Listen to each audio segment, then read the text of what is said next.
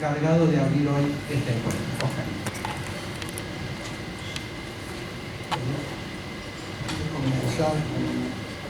comenzar con unas citas para ubicar, digamos, un poco, para crear un espacio, digamos. Las citas son: el poder inteligente es un poder amable más poderoso que el poder represivo. El poder inteligente es el poder de la técnica, ¿no? Se ocupa de que el individuo actúe de tal modo que reproduzca por sí mismo el entramado de dominación que es interpretado por él como libertad. Esta es una cita de un sudcoreano norteamericano que se llama Shul Han. La otra cita es de Fukuyama. Dice: la ingeniería genética es capaz de alterar la naturaleza humana. En el futuro podremos crear seres humanos como creamos animales. La próxima cita es de Edith Sabin, que dice: ahora es la técnica la que determina las formas culturales, la civilización. La técnica crea un universo paralelo, el que es aprehendido directamente por nuestro sentido y el que es simultáneamente alimentado por miríadas de servidores. Y finalmente lo que dice Simondon, que a mí me parece decisivo, dice: el verdadero perfeccionamiento de las máquinas no es un crecimiento del automatismo, sino, por el contrario, que el funcionamiento de una máquina muestra cierto margen de indeterminación. Esto de indeterminación es gravísimo, ¿no? Bueno, hay cosas que suceden, llamémosla, o se las llama, acontecimientos. Por ejemplo, la unión del hidrógeno y el oxígeno, el agua, o la aparición de la vida sobre la tierra, en el mar, o la danza de las abejas que le comunican a las otras abejas donde hay flores en algún campo lejano y las otras abejitas van y lo encuentran, o las plantas apoderándose de la energía solar. Me acuerdo de Carl Sagan mirándonos fijo desde la pantalla y diciendo: somos sol. Efectivamente, somos sol. Todo esto son como cosas imprevisibles que suceden, que ocurren. El habla, el lenguaje, el pensamiento, el hombre, son acontecimientos.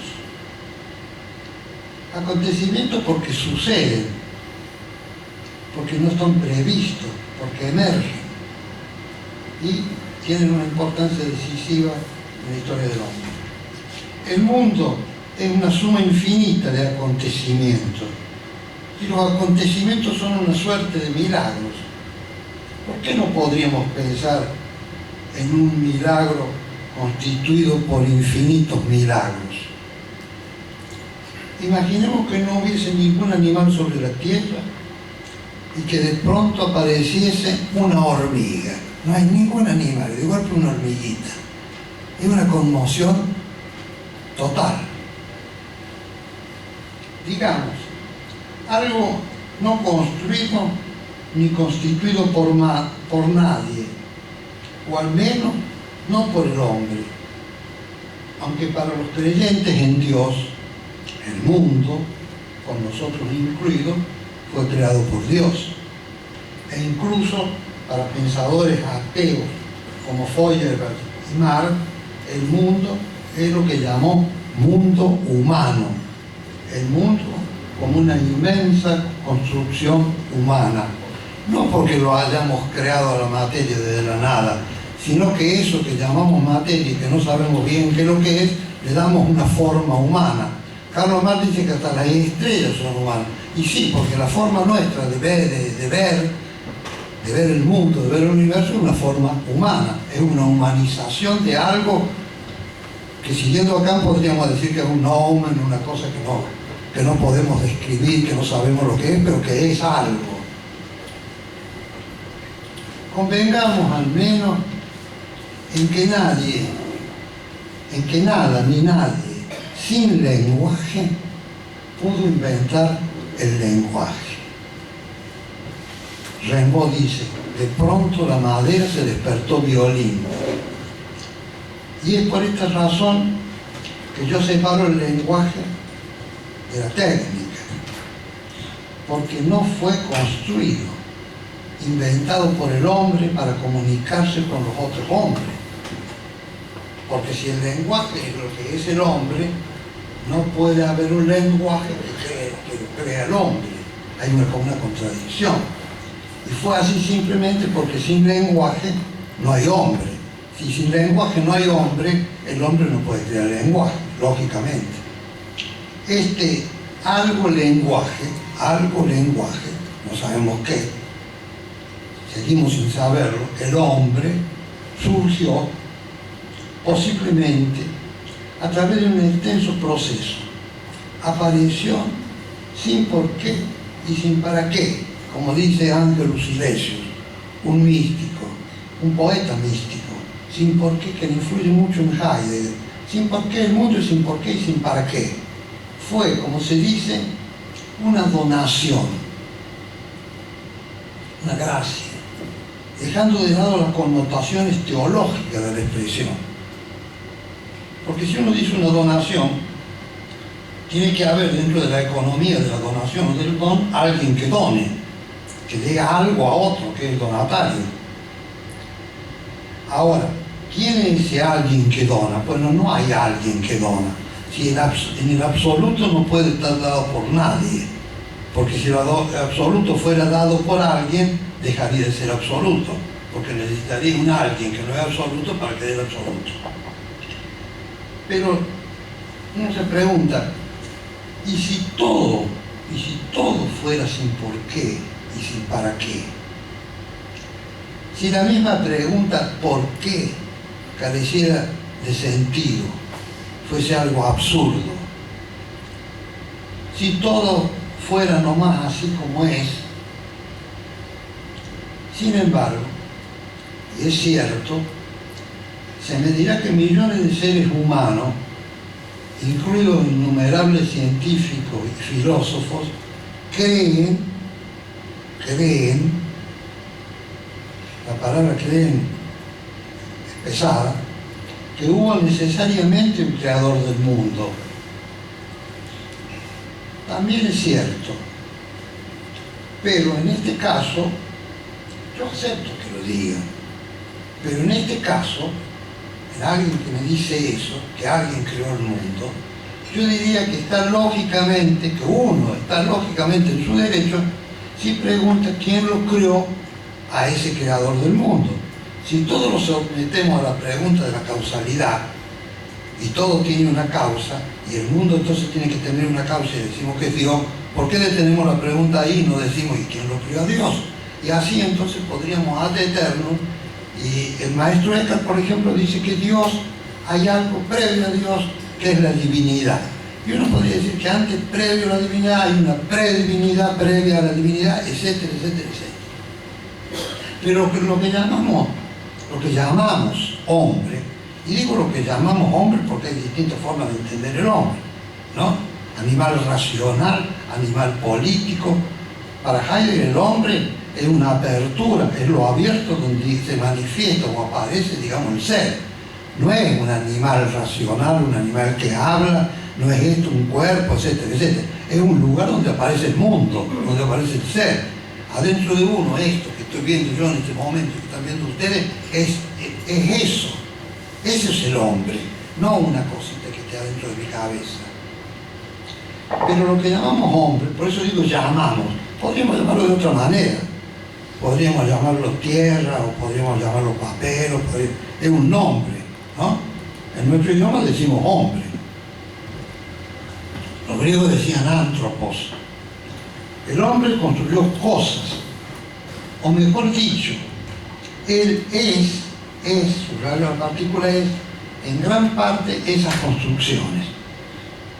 Quiero decir con esto que no existió primero un hombre que después, en un segundo momento, siendo hombre, existió un hombre, en un segundo momento se puso a construir chozas, casas, piraguas, arcos y flechas, cerámicas, tejido, el fuego, el cobre, el hierro, el arnés, gran descubrimiento, uno de los descubrimientos fundamentales, el arnés, velas, lanzas, arcabuces, cañones, bombas atómicas, radares, teléfonos, computadoras, anestésico, antibióticos, drones, fósforos, prótesis, audífonos, lentes, submarinos, satélites, etcétera, etcétera, etcétera. No hay un hombre que previamente existió como hombre y luego construyó todo ese mundo, que yo he dicho dos o tres cosas, pero que es un mundo casi infinito, porque ese mundo cuasi infinito es el propio hombre. No es que haya un hombre que construye esas cosas. Las construcciones, los artefactos de todo tipo, desde un hacha de piedra hasta una rueda o internet, somos la técnica. Teniendo en cuenta que la técnica, pongo mayúscula, la técnica es un concepto, no existe la técnica, ¿no? Existen técnicas, pero no la técnica. Nadie ha visto la técnica. Pues lo que existe son cientos de miles de objetos técnicos, vale decir, construidos mediante procedimientos determinados, para usos determinados y a veces descubiertos por puro azar, como la manzana que le cayó encima a Newton para despertarlo de su ignorancia respecto a por qué caen las cosas. Pobre Newton.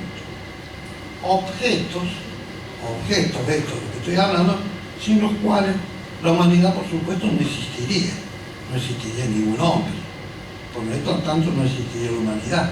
Pero uno puede preguntarse, creo que legítimamente, si el hombre es solo un infinitamente complejo robot, o si es un robot, una construcción maquínica, ¿no? O si es algo más que un robot. Y aquí se juegan cosas muy importantes. Si uno dice que es un robot infinitamente complejo, 100.000 millones de neuronas en la cabeza, nada más, con 80.000 dendritas cada neurona, y todo eso armado, digamos, a través de productos químicos, electricidad, todo está acá, en este pedacito de cada uno de ustedes. 100.000 millones de neuronas, vale decir que es una cosa bastante complicadita, ese robot que todavía no se ha podido fabricar, y creo yo que no se puede fabricar, por lo menos lo que vemos en un próximo futuro. Pero digamos, pensemos si es un robot. Un robot quiere decir que no tiene nadie adentro que no sea esa máquina, ese robot. O si es algo más que un robot. ¿Es solo una máquina o algo más que una máquina? Este es un problema que a mi juicio es imposible resolver racionalmente. Pues en última instancia pertenece al orden de la creencia o de la fe. Uno puede creer que adentro de uno hay algo más que esta máquina compleja, un alma, digamos, o un espíritu, o un yo, o un sujeto, alguien, digamos, sustancial, una cosa, un homúnculo, digamos, que sería uno mismo, pequeñito adentro, que dirigiría esta máquina, la manejaría como maneja un auto, o un avión, o lo que fuere, pero que está dentro de uno. Ese sería, digamos, en última instancia, el más, lo que yo llamo el más. Ahora, y si fuera más que una máquina, nunca, diría Kant, se podría decir, ¿qué es ese más? Porque precisamente ese más es más que hombre. sería más que hombre, sería más que robot. Es decir, si hubieran más, no lo podríamos decir, ¿no? Y si lo dijéramos, nadie lo entendería, para hablar como los griegos. Heidegger distinguió entre lo que denominó esencia de la técnica y el mundo de objetos técnicos. Esto, por ejemplo. La esencia de la técnica no es un objeto técnico. La esencia de la técnica es la esencia de la técnica, pero no es un objeto técnico. Eso decía Heidegger. Respecto a lo primero, sostuvo que la técnica es una epifanía de faino, el griego faino, que quiere decir aparecer, manifestarse, la epifanía en la religión, ¿no? Es la epifanía de ser, es decir, un aparecer, una manifestación del ser, un salir de lo oculto, una aletheia. Aletheia es oculto y aletheia es lo desocultamiento, un salir de lo oculto a la presencia. Vale decir que hay algo que aparece, simplemente no es una cosa del otro mundo, hay algo que aparece. Si cada uno se pone a pensar en uno mismo, hay algo que aparece, aparece el mundo, ¿no? Aparece el ser, llamémosle ser, aparece el lenguaje. Y sin embargo, cuando uno habla por ahí de ciertas cositas filosóficas, uno empieza a pensar que es difícil, que no entiende, que quiere decir. No, es lo más simple del mundo. Quiere ser lo más simple del mundo. Quiere decir lo que tenemos todos, lo que vemos. Y respecto, eso en relación a lo que denominó esencia. Y respecto a la multitud avasallante de objetos técnicos, planteó el problema del trato con la técnica. Como no es posible retroceder a viejas o viejísimas épocas, Heidegger no iba a plantear, digamos, la utopía en el mundo, digamos. Claro que uno personalmente o en algún grupo puede plantearla, pero en el mundo, digamos, la posibilidad de regresar al paleolítico, por ejemplo, sería una tontería, o de regresar a otra época pasada, antiquísima. Entonces, como eso es imposible, volver a viejas épocas sería como una utopía que nadie crea, es necesario saber tratar con estos objetos, producto de la técnica, saber decir no y sí a tales objetos. Ahora, esto se dice muy fácilmente, pero es muy difícil. Es muy difícil renunciar, digamos, al teléfono. Es muy difícil renunciar, qué sé yo, a la luz, a la luz eléctrica. Es una de las cosas, creo, más difíciles del mundo, es renunciar a las cosas que nos hacen a nosotros mismos. Podemos renunciar a parte de cosas, pero renunciar a todo lo que nos da la técnica es una imposibilidad. Ahora, en filosofía y en religión, el trato con la imposibilidad, con lo imposible, digamos, es común, digamos. Negar en totalidad la técnica es una suerte de teología negativa. No a la electricidad, no a los teléfonos, no a las computadoras, no a los autos, no a los aviones, no. Es una suerte de teología negativa. Y es hoy en día absurdo, a mi juicio. Incluso dejando de lado la idea de que somos técnica, y que por consiguiente no podemos sacarnos de encima la técnica como si fuera un saco, que yo me saco de encima la técnica como se podría sacar la camisa. Esto no quiere decir, es imposible, si digo que la técnica es lo que somos, que no podemos, advierto que no pensemos la técnica como una cosa separada del hombre. Si la técnica estuviera separada del hombre, no habría técnica. Conforman una coapropiación, el término también es de Heidegger, está coapropiado. Esto no quiere decir, este no renunciamiento a la técnica, esto no quiere decir que no existan hombres y mujeres, o mujeres que se liberan o tratan de liberarse de los objetos técnicos. Por ejemplo, ciertas religiones orientales, ciertos órdenes religiosos cristianos, o no, ciertas corrientes religiosas laicas, etc. Pero teniendo en cuenta que incluso estas corrientes utilizan objetos productos de la técnica, como tejidos, papeles, tazas, etc. Vale decir que resulta imposible plantear o pensar en una liberación total de la técnica, salvo tal vez el suicidio. Pero uno no puede recomendar el suicidio. Luego, cada uno debe decidir si dice sí o no a la televisión, a los teléfonos celulares, etc. Decidir. Este problema es un problema filosófico grave, el problema de la decisión. Decidir si ante la imposibilidad de un no absoluto dice no a la técnica mala y sí a la técnica buena. Cuando Heidegger está planteando que uno puede decir sí o no, está planteando que hay dos tipos de técnicas, que son técnicas, pero que hay dos tipos de técnicas. Una técnica, aunque no lo diga, buena, y una técnica que uno lo diga mala. Pongo bueno y malo entre comillas, porque no quiero entrar a discutir si es bueno, creo que es bueno, creo que es malo. Pero hay una técnica mala y otra buena.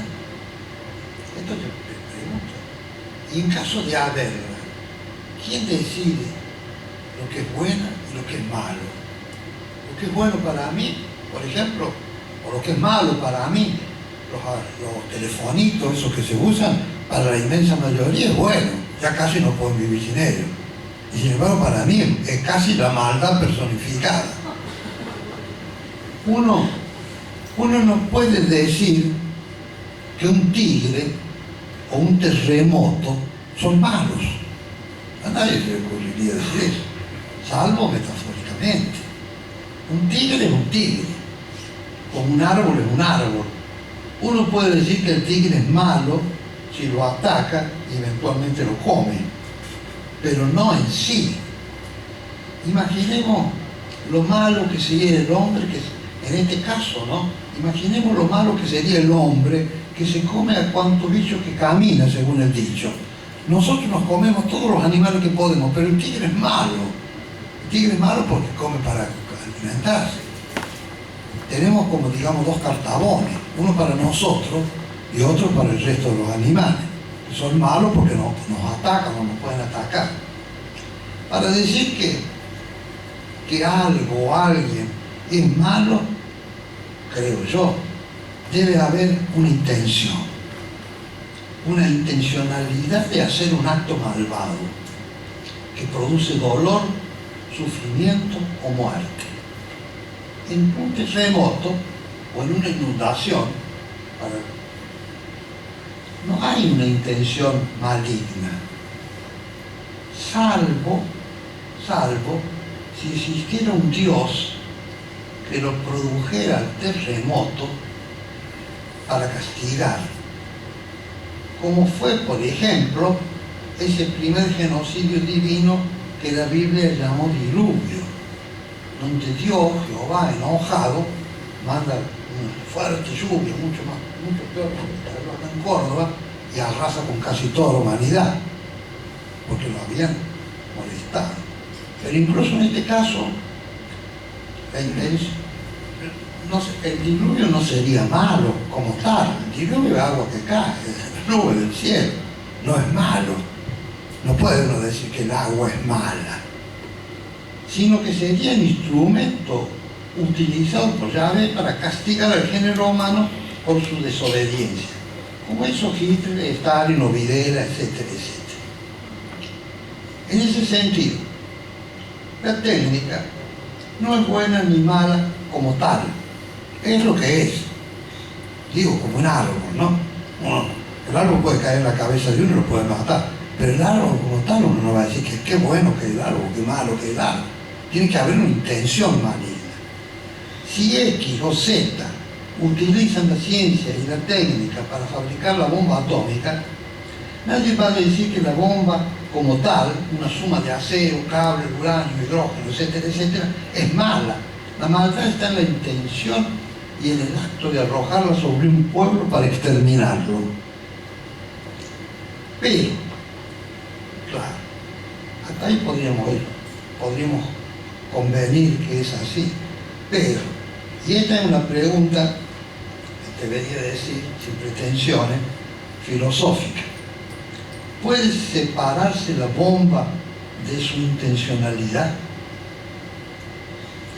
Y si la bomba y la intención para la que fue construida conformaran una unidad, si la maldad del hombre estuviera unida esencialmente a la bomba como tal, o si no hubiera como tal,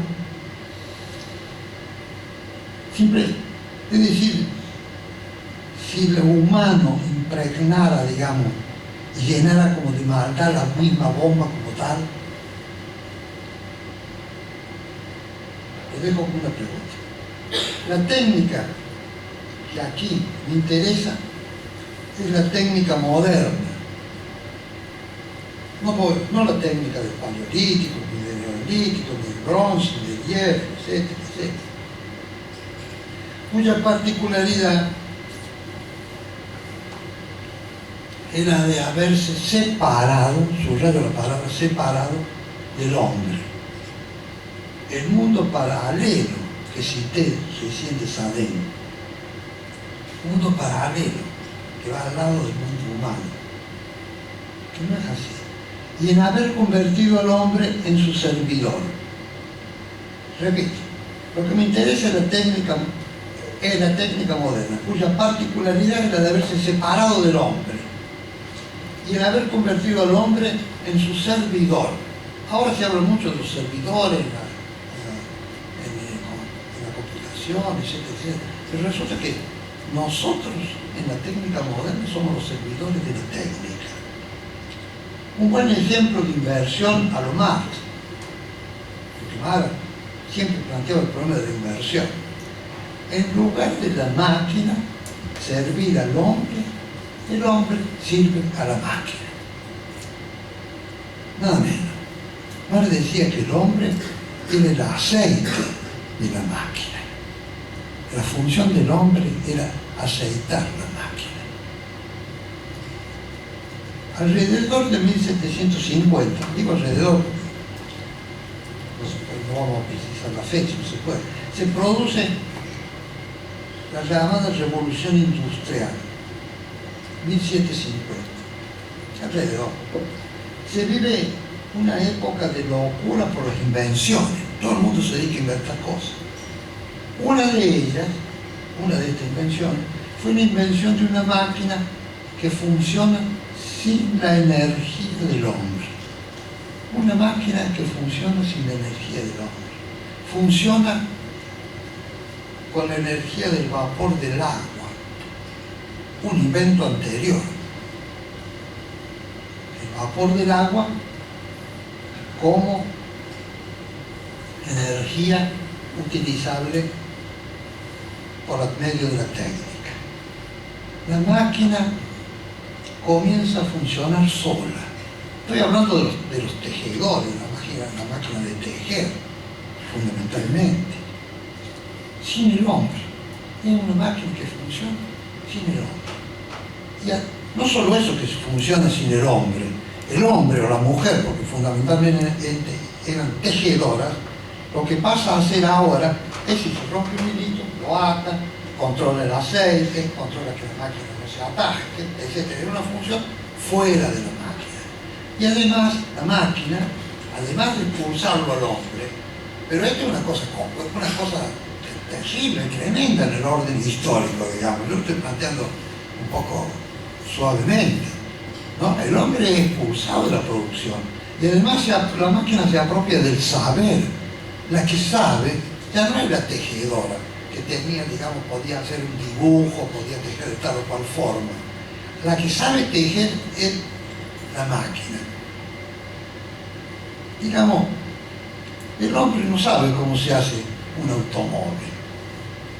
Sabe cómo agarra una pieza y la pone en tal lado y la abre. No sabe hacer un automóvil. Un obrero no puede hacer, no sabe, no sabe cómo hacer un automóvil. Nadie sabe cómo hacer un automóvil. Lo hacen. Y además entonces se apropia del saber. Dejemos el automóvil de lado. Sabe tejer. La máquina sabe tejer. Produce tejidos. Si lo sabían los hindúes, se vinieron abajo toda la industria textil hindú. O sea, produce tejido con dibujo, con guante, etc. Sin que sea necesaria la presencia de la tejedora, que hasta ese momento era la que sabía cómo tejer y qué tejer. Los tejedores son despojados o desplazados de su saber tejer y convertidos en servidores, sirvientes de la máquina. Son, repito, como lo que decía Marx, para las máquinas como el aceite. Además, y este otro aspecto esencial, la máquina suplanta a los obreros, a las obreras. Una máquina realiza el trabajo de cientos y posteriormente de miles de obreros. Para decir que los obreros no solo es separado de la máquina, no solo se apropia la máquina del saber, sino que es desplazado gran cantidad de obreros que no son necesarios porque la máquina es la que teje. De allí las grandes luchas en contra de las máquinas, la lucha de los luditas que se llaman, grandes luchas en contra de la máquina porque la máquina creaba desempleo. El sistema productivo se convierte así en lo que Marx llamó, y a mí me parece que no sé dónde lo tomo más, pero me parece que es un acierto que dura hoy, que perdura y que sirve para el análisis. Llamó el gran autómata. La sociedad pasa lentamente, y las maquinarias pasan a convertirse en lo que él llama el sistema productivo como el gran autómata. Es una cosa inmensa el sistema de producción, el de los relojes, las camisas, esto más, en el gran autómata. Gran autómata porque funciona solo, funciona sin el hombre. Se puede objetar lo que yo vengo diciendo, que la máquina es construida por el hombre. Sí, es cierto. Pero el hombre, el obrero, el ingeniero y hasta el mismo dueño de las máquinas, el capitalista, se ha convertido a su vez en una personificación del capital. Personificación del capital es lo que llamaba Marx. Tomaba el capital como un inmenso flujo de energía, digamos, creadora, que se coagulaba en determinados sitios, se personificaba, digamos. Aparecía como obrero, aparecía como capitalista, aparecía como capataz, ¿no? El hombre pasa a ser personificación. Lo que llamamos hombre ya no es la raíz de todas las cosas, como supo decir Marx. Y Heidegger lo critica en esto muy fuerte, porque el hombre no es la raíz de todas las cosas. El ser es la raíz de todas las cosas, no el hombre. El hombre desaparece. Lo que llamamos hombre entonces no es ya la raíz de todas las cosas, como supo decir Marx, sino, como dice Marx en este momento, un conjunto de relaciones sociales. Define al hombre como un conjunto de relaciones sociales, no como una alma, como un animal racional, sino las relaciones sociales son el lenguaje, los sistemas de parentesco y los modos de producción. El hombre vendría a ser una síntesis, un resumen. Todo esto se subsume en lo que llamamos hombre, que fundamentalmente lenguaje, sistema de parentesco y modo de producción. Así la máquina comienza su gran odisea. A partir de estas cosas que estoy diciendo, hasta llegar a Al. Ustedes recuerdan Al, creo, la computadora de Odisea del espacio, que lee en los labios de los astronautas que esto han decidido desconectarla, matarla, en otros términos. Y entonces toma la decisión de matarlos a ellos, se anticipa a que la maten a ella y lo mata a ellos, menos uno que después la mata. Ciencia ficción. 2001 Odisea del espacio, ciencia ficción y admirada como una película de ciencia ficción. Sí, pero no tanto. Ya no es tan ciencia ficción. Desde el momento en que una computadora le ganó una partida al campeón mundial de ajedrez. Ese fue, Jerusalén también, un acontecimiento. La máquina le gana una partida de ajedrez al campeón, creo que era Kasparov. Kasparov le gana una partida de ajedrez. Sí, se objetará de nuevo, pero la computadora fue programada por un hombre. Es cierto, pero no es lo esencial. Y esto es lo que estoy planteando aquí.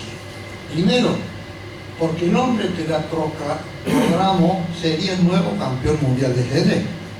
Si a la máquina fue programada para ganarle a Kasparov, que es el campeón mundial de ajedrez, el que la programó y le ganó a Kasparov es, digamos, el nuevo campeón mundial de ajedrez y no la máquina. Segundo, porque hay, digamos, una zona, la película famosa, la zona, digamos, una zona donde la partida es una suerte de abismo, la partida de ajedrez, la zona intermedia entre el comienzo y el final de la jugada de ajedrez. En el medio hay un abismo que no se puede prever, un punto donde la máquina se libera del hombre, del programa, el que uno dice que tiene el programa, por eso ganó, y es solo máquina, y es allí, en este punto donde gana. Vale decir, este es otro acontecimiento, ¿no? Una máquina que le gana al campeón mundial de ajedrez, que es un juego bastante complicado, complejo, lleno de historia, de cómo se comienza, cómo se termina la partida. Todo eso puede ser pensado por la máquina, que están con inteligencia maquínica. Pero en el medio, en ese vacío que queda, donde el otro, como ser libre, aceptemos que el otro es un ser libre, puede generar, digamos, lo imprevisible. Y allí la máquina tiene que responder. Hay objetos técnicos que metafóricamente podemos llamar buenos. Sí, claro, por supuesto. Este es otro argumento, que será, por ejemplo, la anestesia. Dios mío, lo que sería de nosotros sin anestesia. Tenían que sacarle una muela y la tenían que dormir. Cortarle un brazo y también le pegaban en la cabeza o lo emborrachaban, no sé cómo, para hacerle la operación. La anestesia es uno de los descubrimientos y benefactores más grandes. La ecografía, los antibióticos, etcétera, ¿no? Etcétera, etcétera, etcétera. Hay otros que son más o menos inocuos, pero que a su vez pueden crear, por eso lo llamo más o menos, necesidades artificiales más o menos estúpidas. Y genera, insiste tanto en la televisión que hay que hacer tal y tal cosa, que al final uno lo hace porque sea una estupidez. Es una estupidez. Pero la verdadera maldad de la técnica, independizada del hombre, es más compleja y sutil. No se trata solo de la tala de bosques y selvas, que son los pulmones de la tierra. Tampoco se trata del exterminio de animales, ni del envenenamiento de los mares, ni siquiera de las experiencias destinadas a largo plazo a modificar las estructuras anatómicas y psicológicas de los seres humanos, el mundo feliz de Huxley. Ni se trata incluso de ingeniería genética, ni de las experiencias destinadas a construir robots hombre o hombres robot. Claro, la gracia terrible es que nunca estos robots sabrán que son robots. De lo que verdaderamente se trata es de la muerte del hombre. No de una muerte en el sentido vulgar. Cuando uno habla de la muerte del hombre, enseguida el tipo con el cual uno habla piensa que se va a morir, que sus brazos se van a ser comidos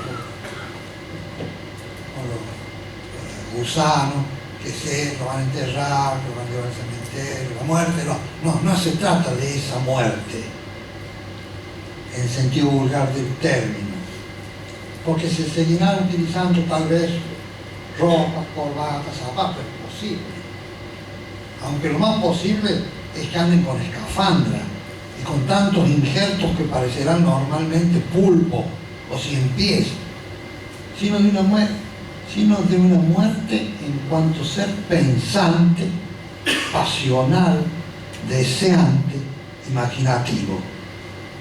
Cada vez más la mente, me refiero llanamente a lo que comúnmente llamamos espíritu, digamos, o alma, si ustedes quieren, no vamos a discutir los términos, la mente, digamos, ¿no? Mente.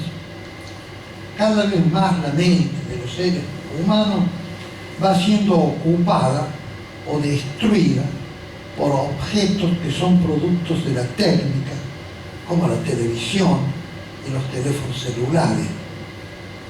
Se trata de una competencia atroz entre los más sofisticados productos técnicos. Los seres humanos somos controlados de una manera que ni Foucault imaginó, y lo que es peor, somos determinados. Esto es importante.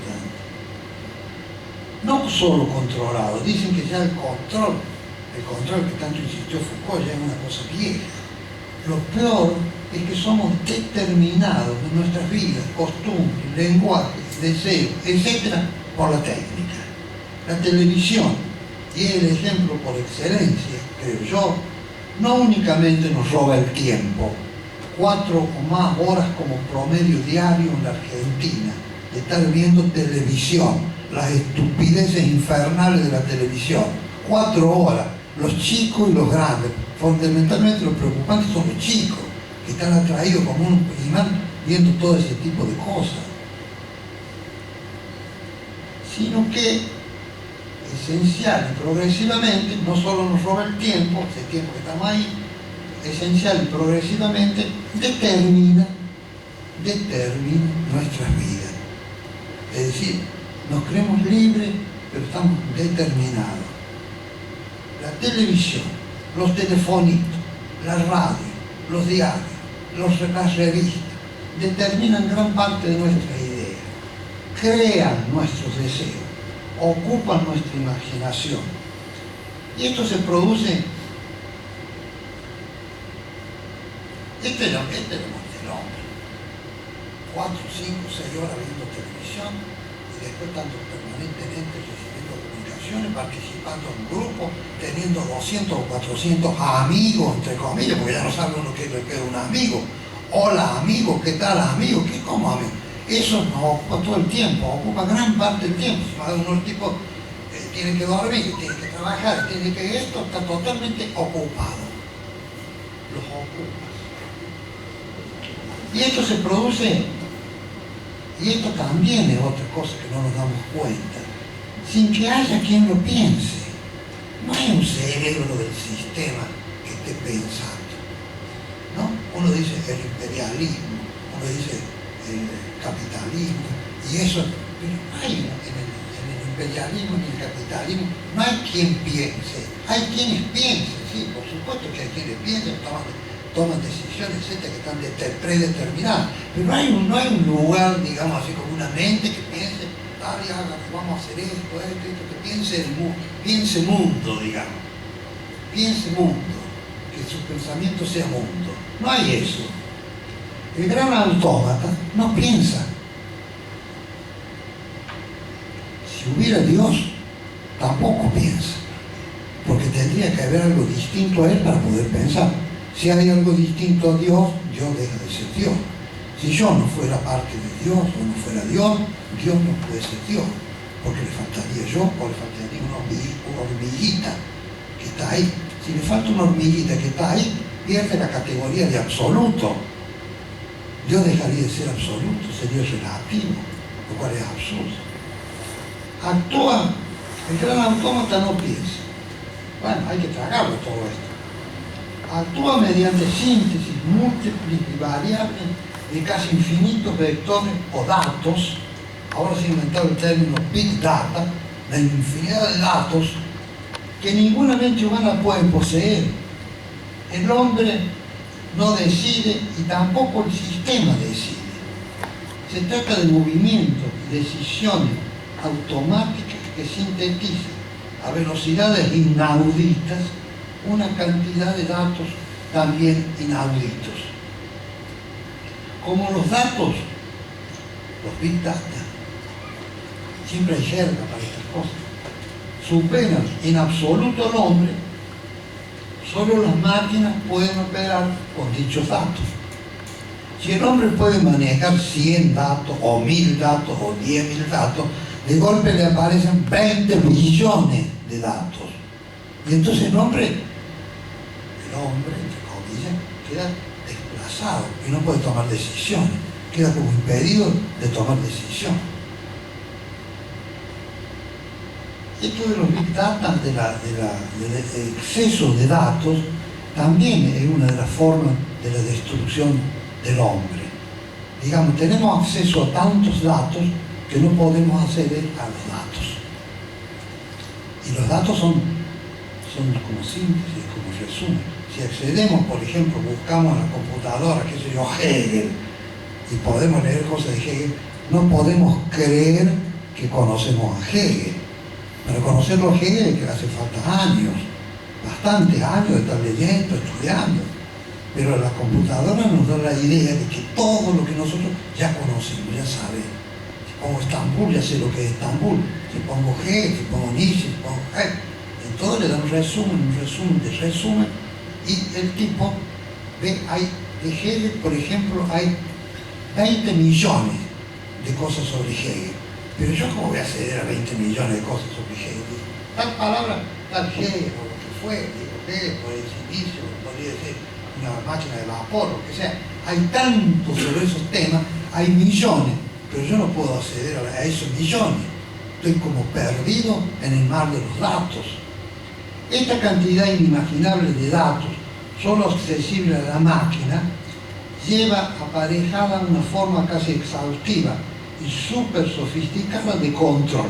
Y no se trata de saber cuántos son, dónde están, cuáles son sus gustos, cuáles son sus ideas, sino que se trata fundamentalmente de hacer que tengan tales gustos y tales ideas. No de saber qué pienso yo, cuáles son mis gustos, que lo saben también, que saben todo porque controlan absolutamente todo la máquina, sino de generar mi gusto. Si usted no ha ido a tal lado, no conoce tal cosa, no conoce el mundo, tiene que ir, por si no es un infeliz. Y el hijo le dice, papá, ¿cómo nos vamos a ir? Vamos a ser unos infelices, todos van. Al final todo el mundo estamos absolutamente controlados y nos crean gusto y nos crean ideas. Usted tiene que pensar tal cosa de la Cristina Kirchner o de Macri o de quien diablo sea, ¿no? Van generando, insistiendo, y al final uno es pensado por la máquina, o piensa lo que piensa la máquina, que le hace pensar a uno lo que ella piensa. Y el hombre, más que pensar, es pensado, o piensa lo que el sistema gran autómata le hace pensar. Pero entonces, el gran autómata piensa. Yo diría que sí, pero sin autoconciencia. Este es el problema. Cuando digo que no piensa, el gran autómata no se dice yo soy el gran autómata. Como un robot tampoco se dice yo soy un robot y yo quiero, yo deseo, yo sueño, ¿no? Yo estoy contento, yo estoy alegre, yo amo. No se dice eso. ¿No? El gran autómata tampoco. Sus pensamientos son sus decisiones. Millones de pensamientos y de acciones conforman lo que podríamos llamar muy abstractamente el pensamiento del sistema. El resultado de estos millones de vectores es lo que nosotros podríamos decir el pensamiento del sistema. Digamos, Fidel Castro de golpe se abuela con Cuba y dice que Nicaragua es un gran peligro para una potencia como Estados Unidos, ¿no? Entonces dice el sistema, dice eso, pero no lo dice él solito, es todo, digamos, un conjunto mundial, universal, que se concentra, digamos, en lo que él dice. Casi una filosofía de la historia estoy planteando, que Dios me perdone, pero suena a filosofía de la historia. En el colmo de esta maldad objetiva, sin sujeto, se va conformando un sistema técnico universal que sin hombre, sin conciencia de sí, sin partido político, ni iglesia, ni comité de sabios, actúa. Es en acto lo que es. Por supuesto, sin ser. Este es otro problema. Es eso que carece de nombre y a lo que llamo el mal, con mayúscula. Lo que, trágica paradoja, deseamos y queremos y aceptamos con alegría. Este es el pase mágico del sistema. Eso que carece de nombre y a lo que llamo el mal es lo que deseamos y queremos y aceptamos con alegría. Queremos y deseamos esto. No nos podemos hacer los inocentes ni los tontos. Este sistema que nos va desarmando y robotizando velozmente, esto es lo que queremos. Nadie nos obliga a ver durante horas la televisión, pero la vemos y sufrimos si no lo podemos hacer. A donde vayamos está el ojo maligno de la televisión atiborrándonos de estupideces, de banalidades, de mentiras. Nadie nos obliga a mandar y recibir mensajitos durante horas, pero lo hacemos. Salimos a caminar por la sierra, por la receta, estamos llenos de mensajitos. ¿Qué estás haciendo? ¿Dónde vas? ¿Qué pensás? Estoy comiendo, estoy tomando. Y nos ocupa el tiempo, y suena, ¿no? Deseamos hacerlo. Si estamos sin el mensajito, nos ponemos nerviosos, volvemos, recorremos cualquier cantidad de tiempo para tener la maquinita infernal que nos comunica con todo. Si nos privan de televisión y de telefonito, seríamos seres infelices, desgraciados. No nos sentiríamos bien. La sociedad es unificada, globalizada. Todos pensamos en los mismos términos. Es decir, en el fondo lo mismo. Lo mismo piensan los japoneses, los coreanos, los esquimales, los tucumanos. Todos pensamos lo mismo y hacemos más o menos lo mismo. Y en todos lados vemos las mismas cosas. Ya viajar es casi una obviedad. Todos queremos ir a Tokio, o a Atenas, o al Amazonas. No se sabe qué, pero queremos ir. Y vamos, por ejemplo, nos llevan a París, nos entran por un lado en el Louvre y nos sacan por el otro en 5 minutos. Y después decimos hemos estado en el Louvre, como si fuera algo. Es el gran negocio del turismo, del sistema. Todos queremos estirarnos la cara, borrar las arrugas, ir a Pilates, viajar, en una suerte de carrusel loco. Los del norte quieren venir acá, ir al sur, los del sur quieren ir al norte, los turcos quieren venir a Córdoba, los norteamericanos quieren venir a Córdoba, y después no se quieren ir de Córdoba, y los cordobeses quieren ir a Norteamérica, o a Estambul. El que no conoce Estambul o Mar Chiquita no sabe lo que es el mundo. Nos imponen el turismo, la camisa, la música, las comidas, los pensamientos, los ok, están destrozando el idioma. San Francisco es casi como Monte Maíz. En Monte Maíz puede escuchar el Schwembe, ver a Polo, entrar a la Biblioteca Nacional de Francia, Odisea. O sea, todo es más o menos lo mismo. Ya no se dice vamos, sino va. No hay que decir vamos, es mucho, vamos. ¿Por qué no decimos va? Y después, ¿por qué no decimos no? ¿Por qué no? O cosas por el estilo. Se cortan las palabras, las frases, los escritos se vuelven lisos, da lo mismo, todo da lo mismo. Todas las escrituras son más o menos parecidas porque el sistema impone una cosa. Si yo escribo, por ejemplo, una palabra, por ahí me dice, esta palabra está mal escrita, esta palabra no va. Y a lo mejor en un escritor puede ser su palabra, pero no va. Hay que corregirla porque no va. Y lo que es peor, todo queda registrado además. Si creemos que eso pasa, que es pasajero, que nosotros hablamos y se va, nuestros nombres, direcciones, gustos, paseos, amores, todo queda registrado. Todo queda registrado. ¿Para qué? ¿Para qué queda registrado? Para nada. O no. Vaya a saber qué. Por ejemplo, a lo mejor de mí sí, para nada. Pero de otro a lo mejor no. A lo mejor es una espía. A lo mejor es Nisman. Y podemos saber cómo se mató y por qué se mató. Todo queda. No hay nada que desaparezca. No sabemos a dónde irá la máquina automática. Esta, aquí, ahora, esta que somos nosotros, la que queremos mirar como algo extraño y malo sin advertir que ella somos nosotros, que estamos en una tragedia y la vivimos como una fiesta, Los recién nacidos no saben el mundo que les hemos preparado, sin querer, queriendo, como decía un cómico mexicano. ¿Y qué hacer? ¿Qué hacer? ¿Qué hacer frente a esto? La vieja y terrible y retórica pregunta que se hizo Lenin.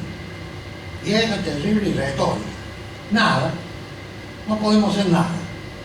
Ya lo verán ustedes cuando salgamos de esta reunión. No es posible plantear un quehacer viable o un deber ser ético universal. No.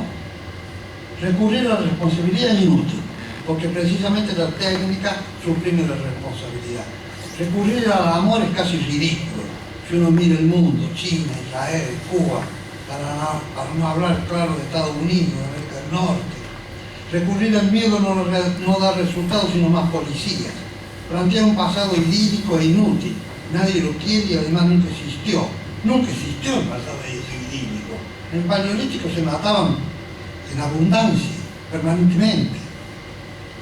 La santidad, el budismo, el vegetarianismo, el yoga, suenan como chistes de mal gusto. Digo en el orden mundial. Cada uno puede ser vegetariano, practicar yoga, pero creer que eso es una solución mundo, para el mundo, bueno, digo, eso es lo que suena por gusto, ¿no? A chiste mal gusto. Heidegger, que solo vio el comienzo de todo esto, Heidegger no vio todo esto que estamos viendo nosotros, vio el comienzo. En un escrito póstumo que dejó en el despliegue de la revista, sostuvo, mírenlo a Heidegger, solo un Dios puede salvarnos, dice. Y Heidegger es un tipo como Aristóteles, no es cualquiera. Tal vez el filósofo más importante de nuestro siglo y de varios siglos, ¿no? Y Heidegger dice, solo un Dios puede salvarnos. Carlos Marx, un siglo antes, había lanzado su grito de alarma, o socialismo o barbarie. Palabras de él, o socialismo o barbarie. El socialismo fue una fracasada experiencia trágica y el Dios Salvador no aparece. Y cada día más estamos suplantados por la técnica. No aparece el Dios de Heidegger y no aparece el socialismo de Marx. Vale decir que estamos abandonados. No hay aún máquinas, robots que lloren, amen, hagan chistes, sueñen. Aún no hay, que yo sepa, no hay máquinas. Aunque hoy me explicaba alguien que están creando máquinas ya con sensores que pueden incluso sentir, que pueden quejarse. Y claro, a lo mejor le aplican una cantidad, por eso decía que los hombres van a ser llenos de injertos, de sensores, que se cuánto. Dice, una máquina, un robot, pero serán hombres. ¿Para qué lo harían? No hay máquinas, robots que lloren, nada. ¿Para qué lo harían si la máquina es el gran acontecimiento sin hombre? Algo, una cosa en el universo, como la luna, entre miles de millones de galaxias con miles de millones de estrellas. Eso somos. Para esas tareas románticas, del amor, de los chistes, de los sueños, nos tienen a nosotros, sus criaturas, los replicantes de Blade Runner, la mujer que se van en el avión enamorados, pero saben que en cualquier momento lo pueden desconectar. O como en el cuento de Ray Bradbury, donde un tipo después de hacer el amor a la noche se despierta y oye que la mujer que está a su lado hace tic-tac, tic-tac, tic-tac. Era un robot. No hay salida universal. Cada ser humano es absoluto. Es a partir, como es absoluto, creo yo, que puede resistir el mal de la técnica. Pero puede hacer lo que quiera, pero sin esperanzas, por cierto. Puede hacer lo que quiera contra la maldad de la técnica, pero sin esperanza. Todo es difícil. Yo diría imposible. Incluso romper el tiempo y vivir la eternidad del instante, o el instante como eternidad, como dijo Nietzsche, es imposible. Sin olvidar, por otra parte, que amar al prójimo, incluso amar al enemigo, son actos imposibles. Pero tal vez en lo imposible haya un misterio. Y el Dios de Heidegger, vaya a saber que entendía finalmente Heidegger por Dios, pero no es el Dios de las religiones, eso tenganlo por seguro. Sea una, tal vez no la única posibilidad que nos queda antes de hundirnos totalmente en el mal que es la técnica. Y todo esto suerte terminado, hay un pensador francés, Simondon, que se opone absolutamente. Y a un planteo como el mío, y en un libro que se llama El modo de existencia de los objetos técnicos, que es un muy buen libro, dice todo lo contrario. Dice que lo que estoy diciendo yo en este momento es puro romanticismo. Que esto hay que tomar a la técnica como lo que es. Que hay que tomar a la técnica como un vaso de agua, como es. Que la técnica está incorporada. Que somos técnicas y que aceptemos la técnica sin más. Que no hay más. Este es el problema. No hay más. Hay la técnica como una cosa. Y que tenemos que en última instancia aceptar la técnica en su infinita complejidad. Y eso es lo que es. Yo diría, pero sin que sea una propuesta, creo que hay que vivir el instante. No pensar que vamos a construir un mundo para nuestros hijitos, para nuestros nietos. Todo eso son mentiras. El mundo es ahora, en este instante, y no hay más que este instante. Y en esto creo que tenía razón Nietzsche cuando hablaba de la eternidad. Y hacía una apología, un canto, un poema a la eternidad, oh eternidad. Porque la eternidad es el instante, el momento, si sabemos vivirla como tal. Lo cual no quiere decir que vamos a estar todo el momento, digamos, pensando en la eternidad. Pero si el que piensa en la eternidad después vive a partir de la eternidad. Y yo creo que esa es la única, a mi parecer, es la posibilidad imposible respecto a la técnica.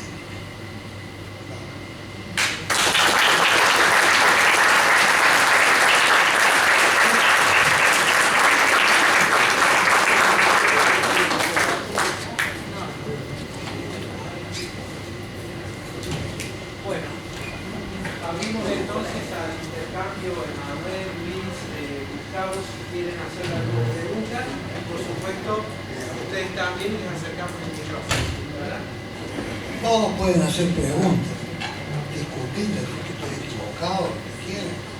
Soy un escéptico, un optimista. Sí.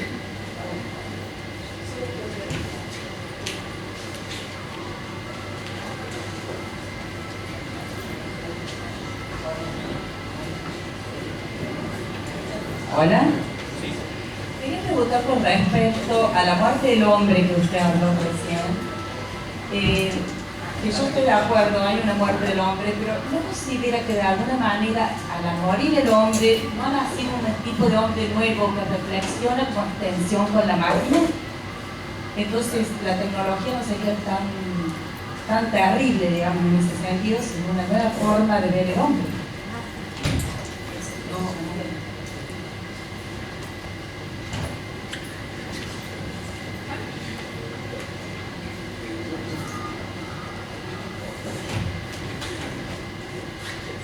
Lo que entiendo que preguntas, porque no escuchó bien lo que dijiste, por eso se refiere.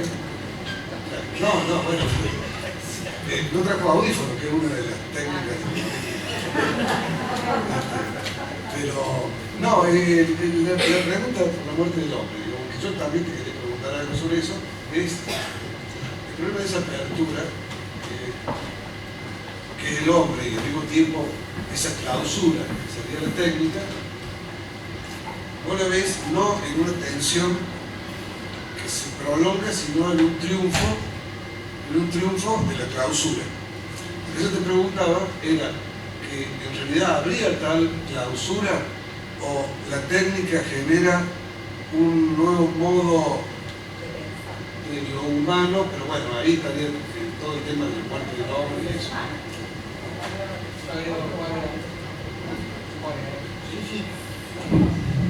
Yo agrego porque me parece unas cosas que había notado tienen que ver con eso, que era, o dos cosas con lo que dijiste, Oscar. Una es que acentuaste mucho la idea de la muerte del hombre como casi lo nombraste el mal radical. Mi pregunta es ¿por qué la muerte del hombre es un mal? Yo no creo que la muerte del hombre sea un mal menos radical. Yo creo que podríamos hablar de dos muertes del hombre. Una muerte por lo alto y una muerte por lo bajo, digamos. Hay una muerte, es la muerte del hombre que se puede dar en el erotismo, se puede dar en la poesía, se puede dar en el arte, en la pintura, se puede dar en la mística. Hay una muerte, hay un momento, digamos así, en que el hombre desaparece como tal, como una... Pero primero entonces tendríamos que definir de qué hombre estamos hablando. Y después hay una muerte por abajo, por la destrucción del hombre, la destrucción de la ocupación, la ocupación que hace el objeto técnico del hombre. Eso es otro tipo de muerte, es una muerte, digamos, horrible. Es la supresión del hombre, que se convierte en una cosa. Yo recurriría al término reificación, es reificado, se convierte en un objeto, ¿no? En cambio, la muerte, esta sería una muerte del hombre. La otra muerte sería por elevación, la muerte divina, digamos. Un término. Yo no creo en divino, ¿no? Estoy empleando el término en otro sentido. No sé si respondo a la... No sé. Hay otra cosa que yo me quedaba pensando un poco ahí, que es, al final terminaste con una cosa que es el instante y la eternidad. Y me preguntaba, porque en algún punto, bueno, acentuaste mucho, hay como una cuestión de la técnica que tiene que ver con el tiempo. Y también en algún punto la máquina es eterna. Digo, dos cosas con esto. En algún punto me preguntaba si justamente ese más del hombre, bueno, un Heidegger, ¿no? Es la temporalidad. ¿Qué es la temporalidad? Digo, ¿cómo pensar esa temporalidad que no es eterna ni es instante? Digamos, yo casi diría lo contrario, que el hombre justamente es porque no es ni eterno ni instante, porque es tiempo. Y eso con una cosa que sugeriste, pero que no, que dijiste, no voy a decir nada, que me interesa pensar, que es esa clausura también del hombre, la muerte del hombre también es, no solamente el hombre el que desaparece, sino que dijiste, en un momento desaparece el ser, o algo así, dijiste, no voy a... Bueno, estoy citando el artículo.